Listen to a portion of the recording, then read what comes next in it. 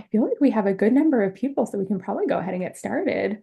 Thank you everyone for joining us today. It's super exciting to see how many people have shown interest in this series of panel discussions, and how many people are here to learn alongside us all and get inspired today.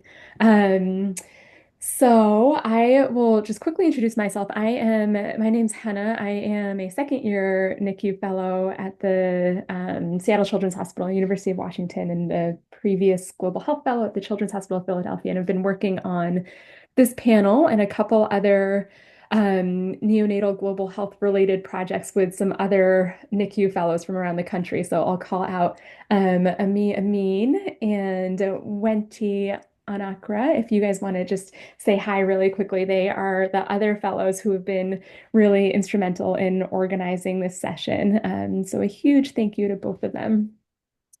So as everyone is popping on, I know, so I've said just in the chat, but unfortunately, if you joined using the link that I emailed out, your name shows up as Henna Sheikh. And so we want to know who you actually are. So please just click on the three small dots in the top of your little video box and change your name to your actual name. And if you're in a place where you can, it would be awesome if you could just drop in the chat what like your current role, where you are in training, both in the chronology of things and geographically, so we have an idea of who is here and who is joining. So this is the first of our what's currently scheduled to be a three-part session, but there's actually been a lot of interest, so maybe it will go on a little bit longer, and we'll have a couple extra sessions. But just hosting neonatologists who have successfully crafted careers in global health, taking care of newborns around the world. Um, and we'll have an additional session in March and then another one in May. And then also stay tuned because we are in the process of planning some sessions where we host our colleagues who have lived their whole lives abroad, have trained abroad, and work abroad. So folks from neonatologists who work in Tanzania, in Nepal, and Malawi, and Ethiopia, and other countries will be joining us for additional panel sessions in the coming month. So stay tuned for those. We would be super excited to have you all join us for those as well. So without further ado, I will introduce our panelists, and we'll give each of them a little bit of time, like 10 to 15 minutes, to share a presentation about the journey that they've taken to get to where they are. And then at the end, we'll have a little bit of time for questions. So if there are any questions that come up for you while our panelists are talking, please put them in the chat. And I'm seeing that there's some chat issues right now, so I'll work on addressing those also. And then at the end, we'll go through and ask as many of those questions as we have time for. If we don't have enough time for everyone, for everyone's questions, then everyone has graciously agreed to share their email address. And so we can continue the conversations afterwards as well. And thank you to all of you who submitted questions with your registration, because there are some really great questions that we can hopefully also get to as well. So without further ado, I will just give super brief introductions since I know all of you will be talking about yourselves and the paths that you've taken. But we have Dr. Sharla Rent, who is a neonatologist at Duke. And then we have Dr. Greg Valentine, who is a neonatologist at the University of Washington, and Dr. Anna Hedstrom, who is also a neonatologist at the University of Washington. And I am excited to hear from all of you, as I know everyone else here as well. So I will turn it over to Sharla first, to start sharing. Let me just pull up my slides. It's nice to see so many people here. I think it's great just to see how many people are interested in global health. Let me put this into presenter mode. Sorry, I am zooming from Rwanda, so my internet is a tiny bit slower. There we go. All right. So kind of like the most brief overview is that I did my fellowship at the University of Michigan, 2016 to 2019. And then I moved to Duke, which is where I am now. And I have the pleasure of being at Duke Children's for neonatology. I'm also faculty at the Duke Global Health Institute, within which I'm faculty in this Global Emergency Medicine Implementation Research Lab and the Duke Center for Global Mental Health. And so, um, this picture is from the Serengeti, with kind of like all the arrows, but I kind of think it is like reminiscent of like, where have you been? What all have you done? And so since Hannah asked us to give an overview kind of our path, I thought I would, kind of be like, okay, for me, this started back in college, and this is definitely revealing how old I am at this point. But I did just kind of your standard study abroad programs in Mexico City and then in Cape Town. When I was in medical school and residency, I did rotations in Bolivia, Zambia, and Tanzania, all of these still primarily through a very clinical lens, but kind of jumping at every chance I got to dive deeper into like all the different cultural contexts of global health. And then in fellowship is when I really was like, let me see what this looks like from a research lens, see how I can kind of think about this from an academic career. And so I started by doing some program evaluation work in South Africa. And then kind of there was a preference within my fellowship program that I work with the sites that were like partner sites in my university.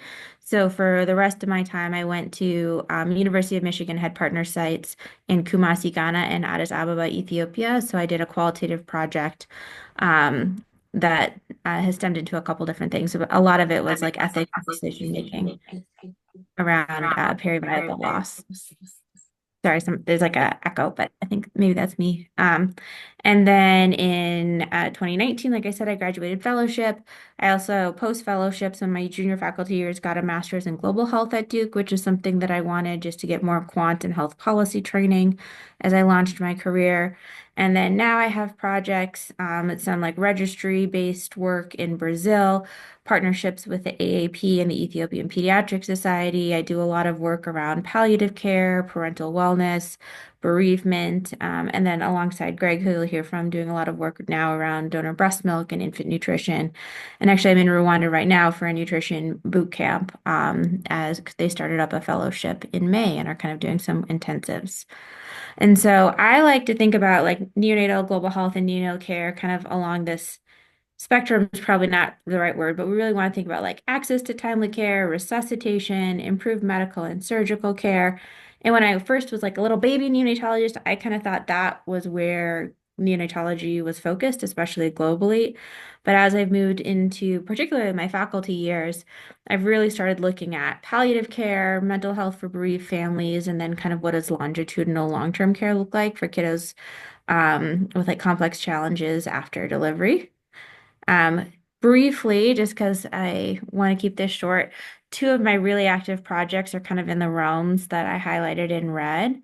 And so, giving like, again, a super brief overview, but one of the things I've looked at that I started in fellowship when I was just like visiting Ethiopia and I ran into a bunch of really cool people from an NGO who were there at the same time. And then at the end of my fellowship, they're like, hey, you want to join our NGO? And I was like, yes, please.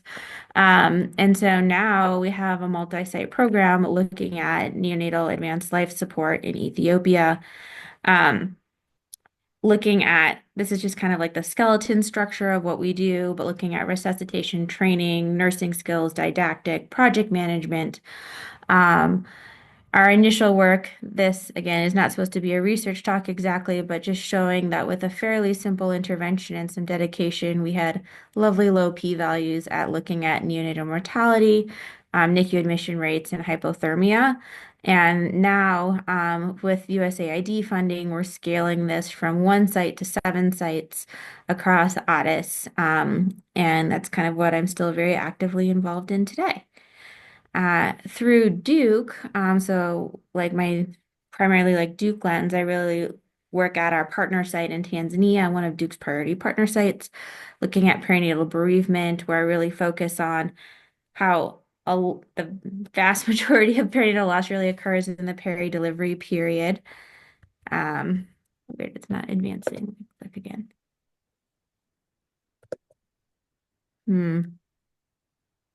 Mine may have frozen. I know. I can take over sharing for you if you Oh, want.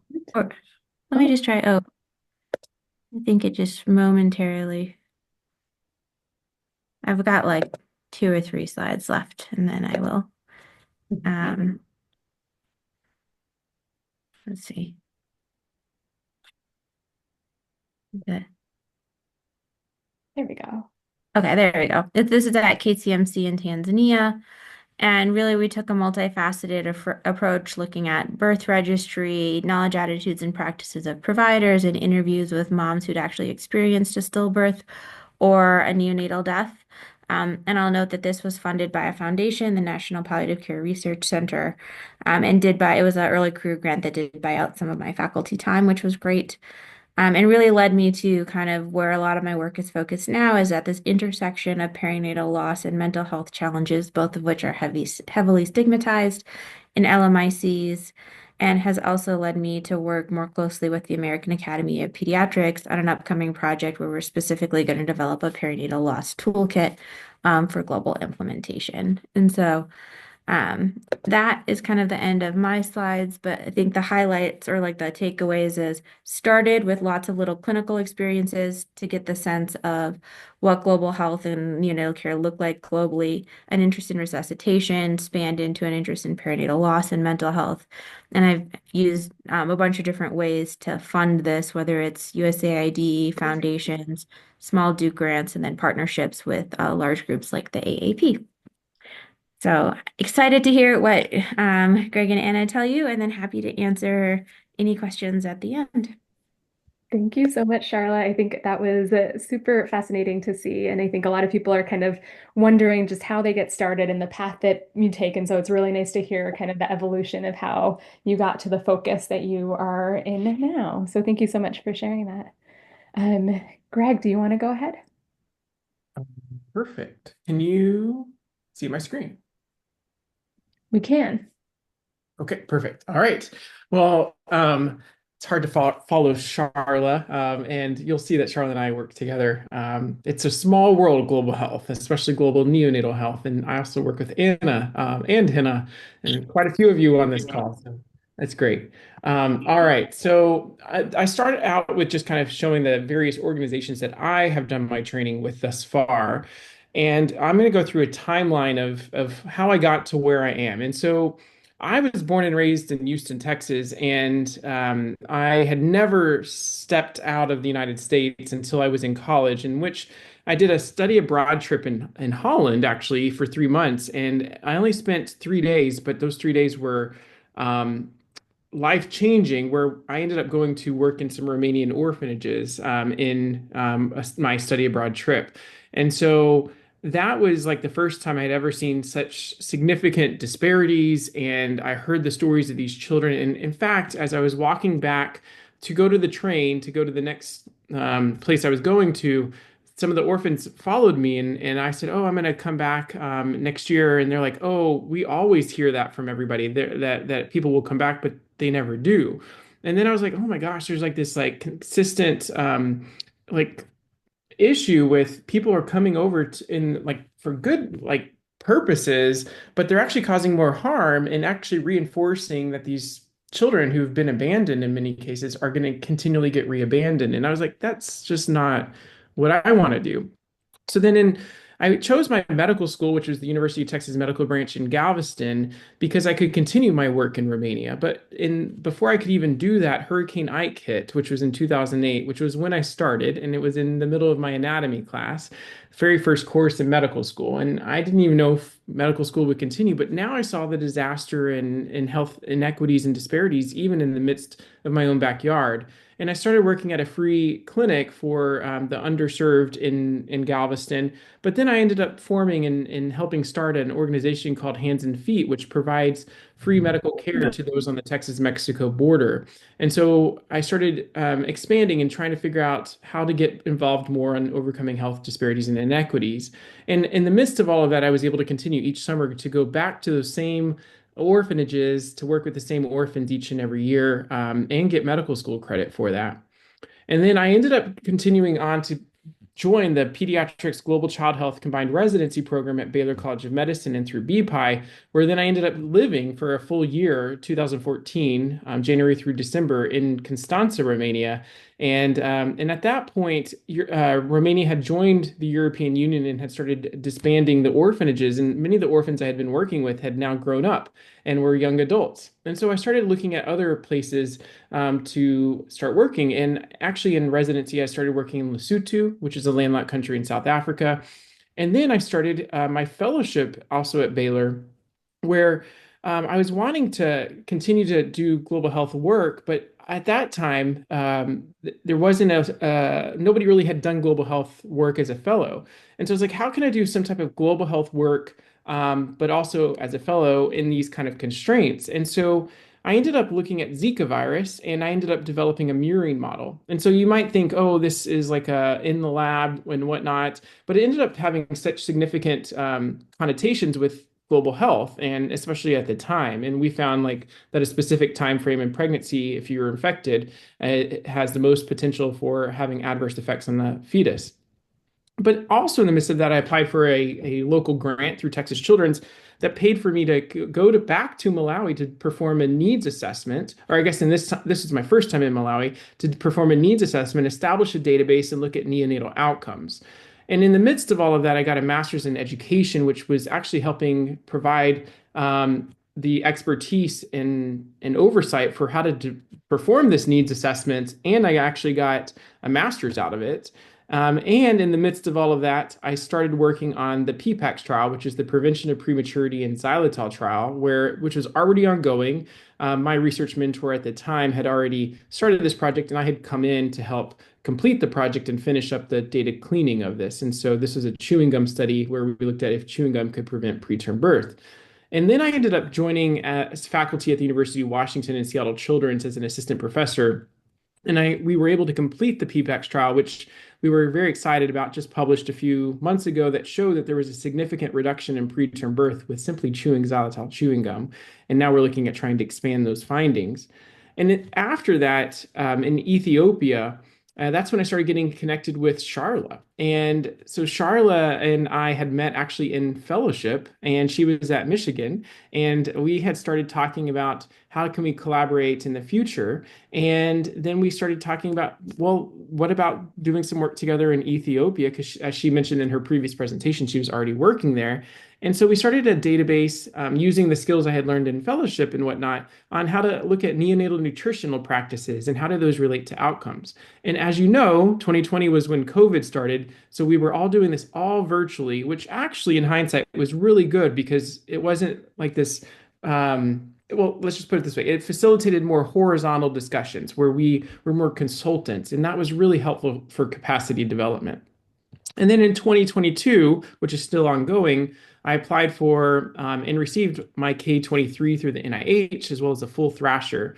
Of note, it's not easy, it looks like I just applied for and got this, but it took like 5 different applications to get the K-23 and the thrasher. And then all of a sudden they all just kind of fell in line all in the same year, which was quite nice. And that was to do the neurodevelopmental follow-up of the PPAX trial, which we're calling the PDAX trial, Prevention of Developmental Delay in Xylitol trial, following up 1,000 children and looking at their neurodevelopment through 6 different tests. And this is my team here in Malawi, and they're actually doing this each and every day as we speak. And this is them through their training sessions on how to learn the developmental tests. And then in 2023, I became a consultant for the World Health Organization, looking at how to improve the quality of care for small and sick newborns, where I was able and honored to participate in some strengthening implementation research work in Ethiopia with these wonderful leaders throughout the world. And then from 2024 onwards, I was lucky to get promoted to be an associate professor. And then we're now working not only in Ethiopia, but also in Rwanda on establishing developmental follow-up programs and looking at parental wellness. And so there's Ethiopia, Rwanda, Malawi, and now I'm also doing some work with Partners in Health with several of you that are on this call in Sierra Leone for capacity development and education. And so that's where I'm at with that. And then we also just recently got the Let Feed trial, which is not necessarily in low and middle income countries. It's in the United States. And it's simply looking at how do we feed babies. And so we're doing this across 5 hospitals in the United States, looking at do you advance feeds fast or slow and in the first few days, which has global health implications. But overall, I think one of the most important things is I've been privileged to be a mentor to several rising stars in the fields of neo, global health, obstetrics, and MFM, and several of them are shown here. And not only just in the United States, but also abroad, as you can see, Merhowitz and Ben are in Ethiopia and Malawi, respectively. And so these were some questions that Hannah had posed to us, which is at what point did you decide to become involved in global health and focus my career? Well, it was when I first went to Romania, and that really was a 3-day small trip, but it changed my life and the course of my life and in my career. And how did you go about forming, that should say, go about forming and strengthening your initial connections with teams abroad? Well, I think it's important to be at institutions that will allow you to develop those and foster those relationships, but also be at institutions that can facilitate new connections. And I would say, I'm very biased, but the University of Washington and Seattle Children's has really been good at fostering new relationships with other sites. The next is how do you go about forming, and strengthening. The other thing I would say is as you're going through fellowship or training or early career as a faculty member, be willing to reach out to people on your own and make connections. I met Sharla as a fellow when she was a fellow. And then we actually published this together with Daniel Arrett and Stephanie Kukora, who I still collaborate with. And in fact, I was in Ethiopia in October and Danielle was there starting a trial, and we were not there, had not talked to each other, planned it on purpose, but we had dinner that night and we know each other. And Stephanie, we work with on other projects together, and it's such a small world. And so just make those connections, they will circle back. And what important lessons have you learned? Well, it's not easy. It takes a lot of resiliency and hearing no frequently. Like I mentioned for the K-23, I think I applied 5 times until it landed. And then once you start getting one grant, it helps you get other grants, and then it starts snowballing. But it takes a lot of hearing no at first.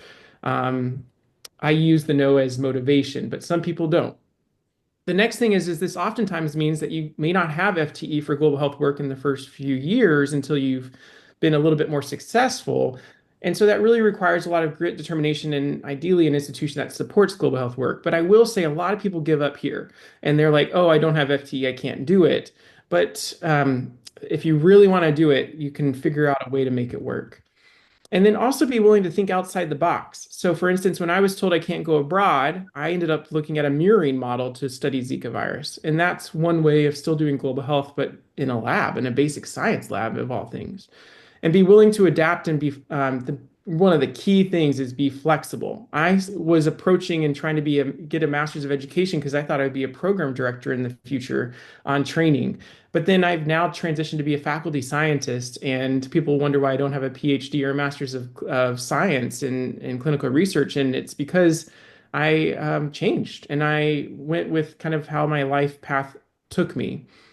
But overall, it's a small world and it's smaller than you think. And connections you make today will likely come back in the future. But also don't repeat the mistakes of the past. And global health is all about overcoming health inequities. And we really must make sure we don't promote colonialistic tendencies. We're partners, we're collaborators, and we just need to make sure that we're building each other up and throughout this process. And so that's kind of a little bit about me.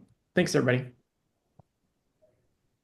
Thank you, Greg. That was wonderful. I loved hearing about like the little spark that ignited your global health passion in Romania and kind of how that weaved its way through and grew and yeah, just like really blossomed into a really wonderful career. Um, all right, Anna, you're up next. Sorry, my office mate has a meeting that I thought would be over, but anyways, there'll be 2 of us talking to this room. Hi, everybody. I'm Anna Hedstrom. Hannah, do you have my slides? If not, I can pull them up. Yes, If you want to give me be 1 second to fancy slide advancer. Okay. So as stated, I'm at UW, which is where Greg and Hannah are. There we go. Kicked out my office mate. That's good. And also get to work some with Hannah, with Charlotte. I agree, it's a small world. Indeed. I kept these slides really just kind of random discussion points. And then I've got them if you want me to grab them. Let me know. Let's see, we can race and see who gets there We'll first. see you fast. Okay, the race. Just Okay, find. Are you fast? Were you faster than me? I think I've got him. Yeah. Okay. Yeah, just get,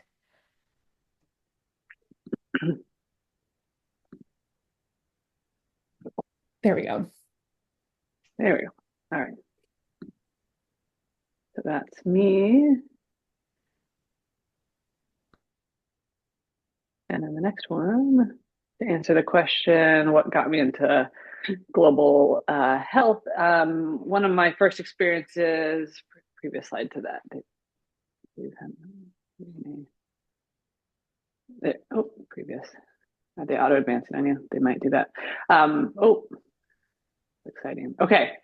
So I did a, are they auto advancing on you? Is that what's happening? Oh, wow. These were some fancy slides that that's painful. Okay. Sorry for the pain.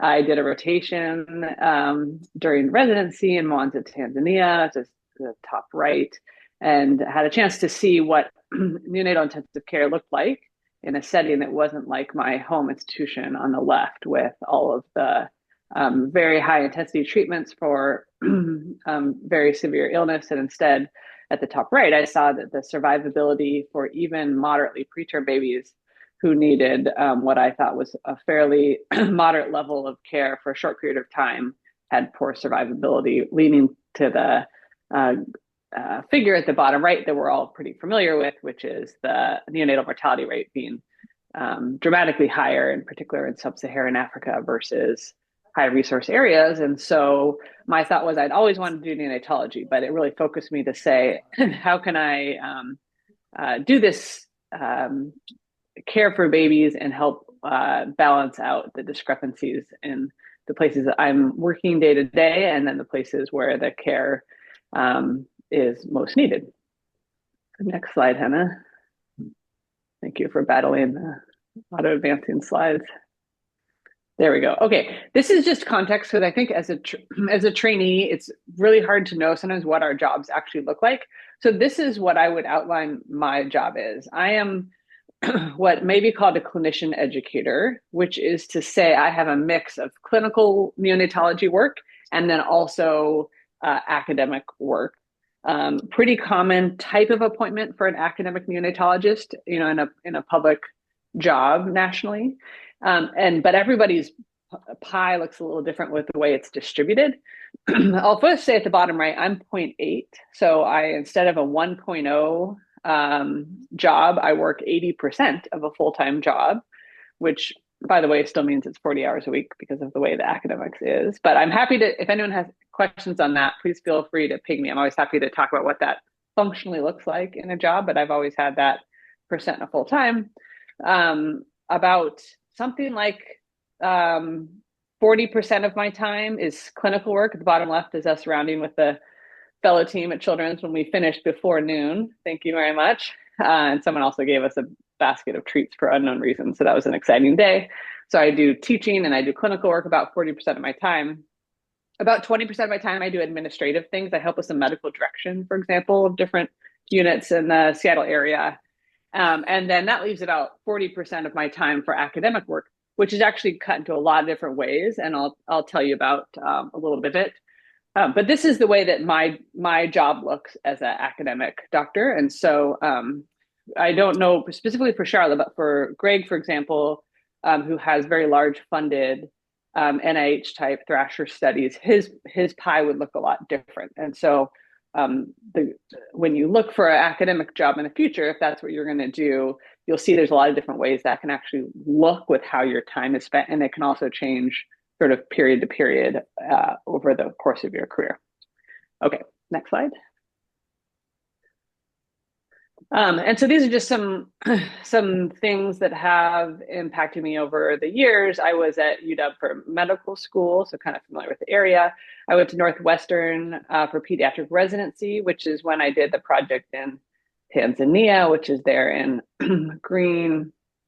I also got married during residency. I'm just kind of adding in the things that I think are contextual and helpful to understand sometimes the way careers and lives work out.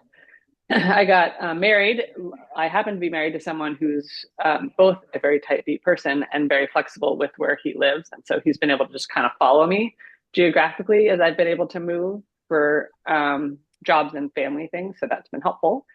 I then came back to the UW for neonatology fellowship. This is home for me. My extended family is here, but also the big thing about coming back to the University of Washington was I knew that neonatal global health was a focus here. Manish Batra, who's the red arrow at the bottom right, had actually established neonatal global health here in Seattle, which was very unusual. As Greg said, when we kind of came through the pathway, nobody was really doing that for their work. So that was unusual. I knew if I came back to the U that I could make my fellowship work in global health, which sounded way more appealing to me than some other options for academic work, and has allowed me to make this my career focus. Then I started working in Uganda. I'll talk a little bit about that. I also had a baby end of my second year of fellowship. So carted a 6-month-old to Uganda for one of my trips. Then I was signed on as faculty at the University of Washington, again, benefiting from having done my fellowship work here and having established a lot of projects. And so I became faculty in the type job I described in the previous slide. One of the big draws for this area is just all the people who do neonatal global health in my at this university. The bottom right is a actually outdated photo. I think we're up to maybe 12 people now among neonatal faculty at the UW who do global health, which is just disproportionately really high for a university. But all those are great colleagues that are helpful to collaborate with, and we have a sort of a work group with. On the left side there, the Global Health Collaborative is among people who do different type of PEDS global health work at Seattle Children's and UW, which has been, again, very helpful to collaborate. So I feel like this is a site that has really allowed me to do my work more easily and more supported than might have been my experience elsewhere. And then there was another baby in there after, I think, a year or so into faculty job. Which is if anyone who's done that, that's a dicey time, is to have, a toddler and a newborn and pediatric neonatal boards and trying to get on the academic pathway at that point.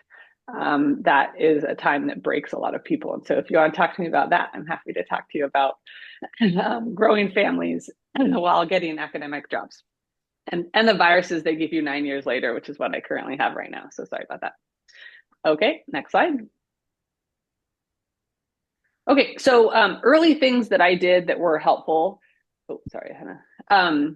So this early on, as I mentioned, I got involved in a site in Uganda, Choko Hospital, Central Uganda, that actually my mentor, Manish Batra, had helped establish work. There, this little tiny hospital in a rural area, but that happened to have a big focus on neonatal care, collaborating with Adara Development, the NGO at the bottom left, kind of like Sharla mentioned, a group I was sort of getting more and more enmeshed with.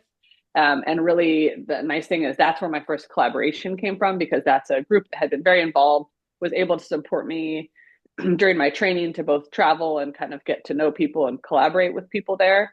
And now it's many years later, 15 years later, and I still help with medical direction and research and project building for that site. So early on, I was lucky to get involved with that. My very first travel there was actually sponsored. The AAP still has an International Elective Award, which is designed for this type of thing, gives you about $1,000, which is about enough for a plane ticket to get you somewhere. And so that was the first way I was able to travel and then set up this collaboration that's lasted a very long time. Next one, please, Hannah.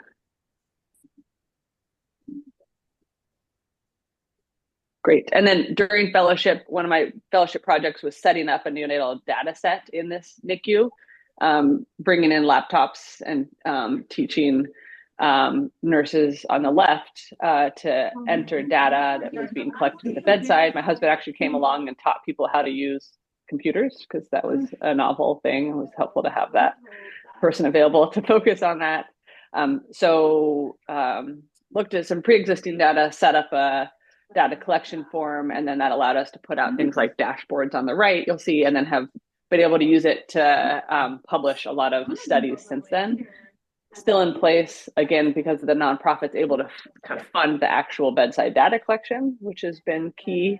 But another example of something that's set up early on and now has thousands of babies captured in that data set. And on the bottom, the Academic Enrichment Fund, it was an internal award from Seattle Children's. So internal awards are things that are funded at your own institution, generally to foster the research of junior faculty or fellows, ideally to let you get set up for bigger studies in the future. They tend to be easier to obtain than those Thrasher level awards that Greg mentioned. And that was my first really study funding that I had, was applying for and getting that award, which was very helpful. The next one, please, Hannah. And then the next study I did, so as far as what things make things feasible, traveling to Uganda once a year or more was working, but it's hard to run studies remotely. And so this was actually an early career award I got funded through the Clinical Research Scholars Program on the left, again, a children's internal award.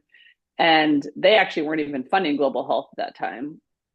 Funding is extra hard in global health is the takeaway here. But so we actually designed a study using babies at the University of Washington right here in Seattle to answer a question that was applicable globally. It's kind of like Greg mentioned, his current like internal feeding question in the United States. Sometimes we can use data from babies we have access to. Ethically, it can be a little bit easier because you know that these babies are not otherwise given no care here domestically. And so we looked at a respiratory severity score, looked at what it said about the score, what it looked like for the baby's respiratory trajectories. And with that, kind of validated a score that's actually used for global CPAP implementation often. So this was the first study I ran myself as a principal investigator. So it gave me a lot of experience and was feasible because it was happening 3 miles from my house. And so I was able to really do that hands-on micromanagement because I was the whole study staff for it. And so that was a helpful way early on to get funding, get experience, and be successful at something. Again, while I had, a breastfeeding baby at home, I think I had a toddler, like it wasn't going to be feasible to just go drop into another country for a few months to really make a study happen at that point. Next slide, please, Hannah. Great. Just another group that's been really helpful for networking. As Greg said, it's a small world. There's not an endless group of people who do neonatal global health. The AAP has this section on global health, which of course is all pediatrics in general, but has a lot of neonatal components to it. Shuba on this call has a group for the CUGH, the Universities of Global Health, has a neonatal global health group. And so I was able to involve in the executive committee and do networking this way. So that has been an important group for me historically to be involved with. It's free as a trainee to be a member, and you're on the email thread, which can sometimes be a lot, but that's one I would look into if you're looking just to meet more people who are interested in what you're interested in. Next, please, Hannah. Okay, and then really what I would describe as my passion work, I know one of the submitted questions was like, how do you figure out what you're going to do? As Greg said, he thought he was going to be a teacher and ended up doing something different. While I was in Uganda as a fellow, they were just trying to figure out how to provide CPAP to neonates where they had previously had no CPAP.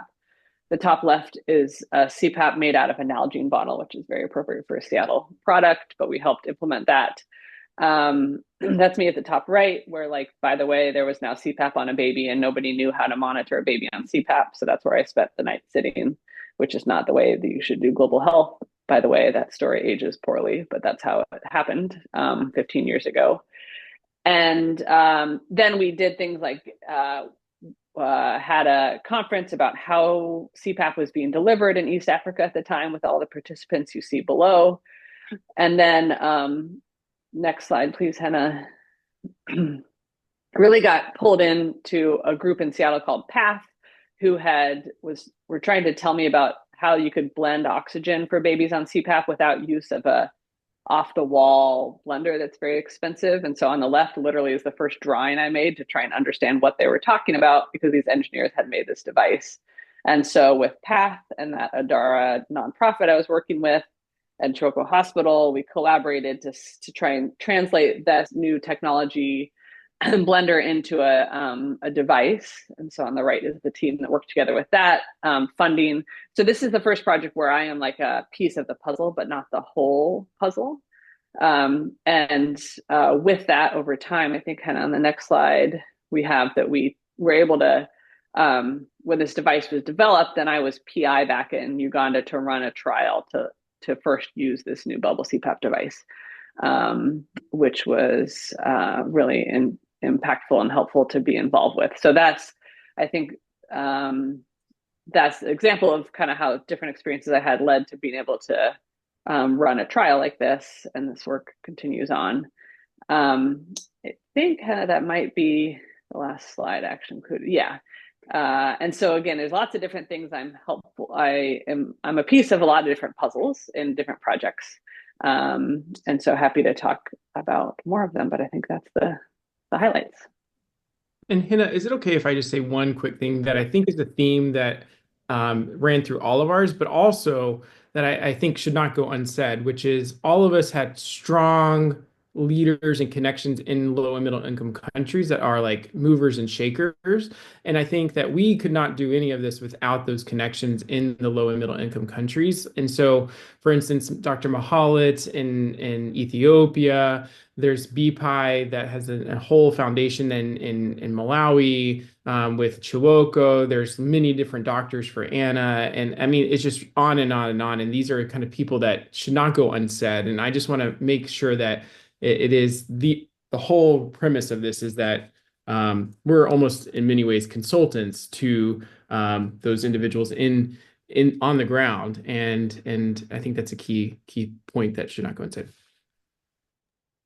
Thanks for With that, I was gonna say, like the bidirectionality, we're starting to get to the point like Greg and my partner, Dr. Merhowit, who's a fellow in Ethiopia, is actually going to be coming to Duke next month. And so through the support of like the Vermont Oxford Network and stuff. And so there's ways where these partnerships are really flourishing to help not just have us go there broadly, but have people be able to kind of benefit from the partnership on both sides in that way. Thanks for that. Yeah, and thank you for sharing, Anna, as well. I think that actually kind of the points that you're bringing up right now, Greg and Sharla, leads into one of the questions that came up a few times from registrants, which is how kind of at the early stages as a resident or a fellow, how to get involved in global health in a way that is ethical and sustainable, sort of what steps folks can take at that stage of things. I guess I'll start. So I think that it really comes down to what is your passion and whatnot. And then it will be harder if you're at an institution that does not already have global health connections. However, in this day and age, what I would recommend is you reach out to somebody that is doing global health work. And so like feel free to reach out to me or Sharla or Anna, and we can always put you in contact with people after we initially meet and discuss things with you.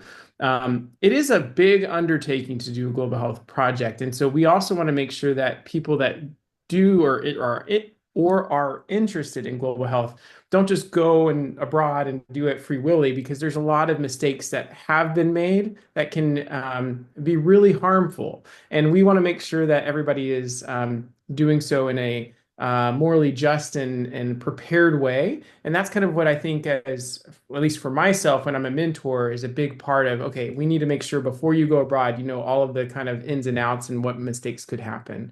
That doesn't even prepare you for many mistakes that still could happen, but at least learn from the past. So I think reaching out to people that are already doing global health work, and we can work with putting you into touch with, if we don't have the expertise or the collaborations already, we would know at least who to reach out to. I agree with all of that. I think I can build a little bit too by saying it's It's hard in residency and fellowship to get like the time to go, whether it gets built into your schedule, if there's funding, sort of all of that. And so I kind of see like w one way is if your institution has an established site where they're routinely sending people and there's this sort of broader longitudinalness of a relationship, and you're contributing or having a clinical experience that's part of kind of this sustained partnership, a lot of people find a lot of value in that, particularly if there's not like a research opportunity or a strong individual interest in doing like the three of us on the call here definitely do global health research as like a key part of it, but that's not the only way to be doing global health. From a research lens, most of what we do doesn't involve us being in country, right? Or like most of what we do is done in partnership via Zoom, etc. And so you can get involved in research projects and contribute very meaningfully well before traveling. And it's actually probably better to do so well before traveling if you're going to be able to do that to the partner country site. Oh yeah, and thank you for putting my email address in there, Hannah. Anyone can definitely reach out. I think we we've mentioned a couple times, like Greg and I work on some stuff together, but we have collaborators at multiple U.S. institutions, and that includes people's trainees, and we all bounce around institutions between when you go fellowship to faculty and stay friends and become collaborators. And so we're very like we say it's like 1 degree of separation. Like if I don't know someone doing something, someone I know knows someone doing that thing. And so we can probably get people hooked up with like people doing stuff in the area of interest. But in fellowship, a lot of it really depends on what your program will let you do, for lack of a better thing, but you can definitely push to see what you're able to do. That is super helpful. Thank you so much. I think a lot of people had questions on kind of like, like what advice would you give to yourself when you're first starting off, or how do you get involved if you don't have mentors at your institution? And so I think, thank you all for sharing your email addresses. And I think that, the idea of making connections and seeing what's out there, even if it's not at your own institution, is a really great one. Um, okay. Let's see. There are so many great questions. So a lot of people had sort of a variation on this question also, which is how did you choose the countries that you're working with right now, and how did you choose sort of like what domain of global health work to be involved in? Anna, you should go. Briefly, Sub-Saharan Africa was my interest based on disparities there, and then it really was just what I had an opportunity to be involved in, which happened to be Tanzania and then Uganda. Um, and so and then I've done some work in Ghana and some things in Ethiopia, and so it's really just been other things that have come up. So half interest and half opportunity, I would say, and then CPAP itself was definitely sort of like a passion interest when it came up for me. Mine is similar. I'll say so. I speak pretty good Spanish, so I always thought I would end up working more strongly in Latin America, and I've done a couple little things there, and just I guess the degree of partner, like I wasn't able to really get anything going in the same degree as like a lot of the institutional partnerships that like both at University of Michigan and at Duke University had very strong institutional partnerships, particularly in pediatrics or obstetrics or maternal child health in first Ethiopia and then now Tanzania. And so using established partnerships is incredibly helpful. And I've just loved the people I work with, and I love coming back to this region. And so it's been very good. I would still at some point love to kind of go deeper into a Spanish speaking country, just for ease of communication with families themselves. And then Rwanda, where I am right now, just one of our other friends, Brandon Hadfield, who I think will be on a panel later this cycle, is here starting a NICU fellowship program, and had the opportunity for different teams to come in to do some teaching. And so that was literally just like my friend invited me to do a thing I'm passionate about. And so I was able to come here, and I hope to keep coming here too. Yeah, I agree. I won't say much. It's very serendipitous in many ways, and you just have to kind of be a yes person. I'm willing to engage and go with those places because, especially during training, it's more about getting the experiences and learning through those. The connections will come as you get involved in global health.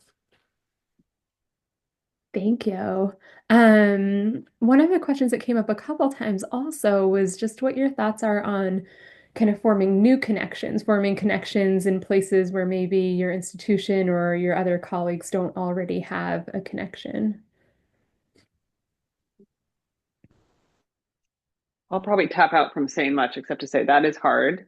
And there's always, whatever I advise our fellows, and has probably been a victim to this, there's also a risk to that and pinning your things like your fellowship research projects on a new collaboration. Not to say it's not wonderful and you shouldn't work on it in all the ways that Sharla and Greg have sort of said it's a small world, but it is hard and high risk to form a fully new collaboration as a fellow if that's key to your advancement. I will also just say, even going one step further, global health as a fellowship project is risky in general because politics, elections, riots, things like that can occur even in long-standing relationship countries, and those can completely derail things. And that is the name of the game in global health in many ways, is problem solving and thinking on your feet and being flexible. For instance, the PDAC study right now there's an ongoing fuel crisis that has extensively limited our ability to go out and recruit individuals. And so this is like something that we thought was a one-time thing, but it's happened 6 times over the last year. So it's a huge issue that happens even in these long-standing places. But that's where you just kind of have to problem solve and figure these things out. And having the mentorship, that's the key thing here, is you have to have good mentorship to help you figure these things out. Because otherwise it's going to be so overwhelming, and there's so many intricacies, customs and cultural differences and so many other things there. But I will say the last thing is to form new relationships and new. It's possible. I would not focus that as a fellow, but as an early career faculty, there's possibilities of doing so. Yeah, what Greg just ended with was the thing I was going to add is that I don't think fellowship is the time for forming new partnerships. One, because you don't know if you're going to stay at the same institution afterwards. There's a lot of institution to institution logistics that have to happen.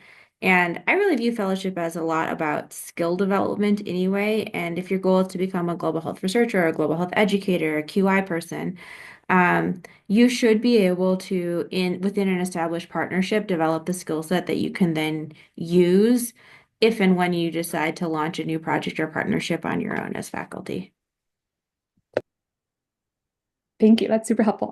Is it okay if I just add two quick things? I feel like I have heard that advice a lot, just like the challenges of doing global health as your fellowship project. And so one of the pieces of advice that I got was kind of pairing it alongside something that was like still related to your global health work, but done locally, kind of as like Anna showed in such a great way that that just gives you a project that will help you to definitely fulfill your fellowship requirements while also letting you continue your global health work.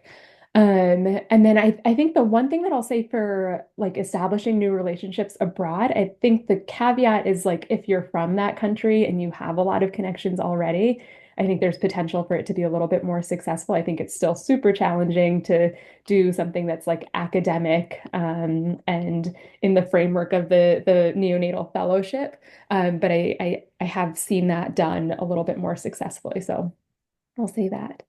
Okay, and then there's so many great questions, and maybe we have time for like two more. Um, Folks were curious about, I know we have a lot of pediatric residents and some med students on this call. So one of the questions was, is it essential to be a board certified neonatologist to pursue this career path, or is it something that a general pediatrician can do? Short answer, you can totally be a general pediatrician and help take care of newborn babies and promote safe delivery practices and infection control and all the wonderful things. Most of the places where we work, there are very few neonatologists, if any. And so most of the people doing all the amazing work in the sites where we go are pediatricians. So it definitely is helpful to have a neonatology knowledge base for some of the stuff that we do, but I think a pediatrician could do a lot of great work too. Yeah, or even family practice. I think I work with some British trained physicians, and I believe they'll take care of down to 27 weeks um, in their practice typically. So yeah, I think general pediatric actually makes a lot more sense for a lot of the population we're working with. It's not titrating jet ventilator settings. It's care of sort of moderately preterm infants. Thank you. And then one of the questions that came up also was how you all balance family obligations with your travel abroad and how you've incorporated global health into your career. I think it's really important to have a supportive family, supportive spouse.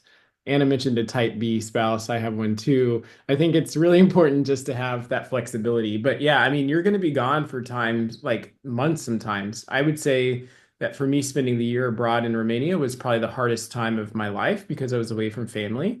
And I then learned I can't really go abroad for more than 4 to 8 weeks at a time. And even that's pushing it. And so now my trips are about 3 weeks at most. But when I started study, like PDAX, it was 6 weeks. And that's because I had to start the study and I have to train and on six tests and things like that. And you just have to do it. And so I think you have to have a flexible back of support foundation of family to make it work. Yeah, I mean, the same thing, just the people who love you are in your corner. I mean, when I met my now husband when I was in medical school, I was like, just so you know, this is who I am and this will be the future. So it was like, he knew what he was getting into. But I know Anna mentioned she has kids. I have a 3-year-old.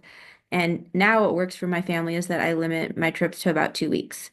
And we usually fly in one of my in-laws to like help at our house. And it's just like I take 3 or 4 trips to Africa a year, which sounds like a lot, but it's easier for my family for me to do that than it is for me to be gone for 2 months at a time. And so everyone works it out differently, and I imagine that my own situation will evolve like as I progress through my life and my kid grows up and if I have another one or however your life works. I think it like how the structure works with your family changes as your family changes. Amazing. Thank you all so much for all of your wonderful insights. I learned a ton, and I'm sure everyone else here did also. So thank you so much for joining, and thank you to everyone who joined to learn alongside us as well. I know Greg and Charlotte and Anna all put their email addresses in the chat, so please feel free to reach out if you have any additional questions. Um, I know someone just asked about nursing, training for nurses and how to get nurses more involved also. And I think that's a great question. I don't know if Anna, Charlotte, or Greg, if you have 2 seconds more to answer that question. And others can feel free to jump off if you need to. And Charlotte, Greg, and Anna, you can also feel free to jump off if you need to. It is an interesting, important question. I don't think I have anything to add to it, but maybe I'll Mhm. defer to I Taylor. think that there are programs that are doing capacity programmatic development. For instance, Partners in Health right now has a capacity programmatic development.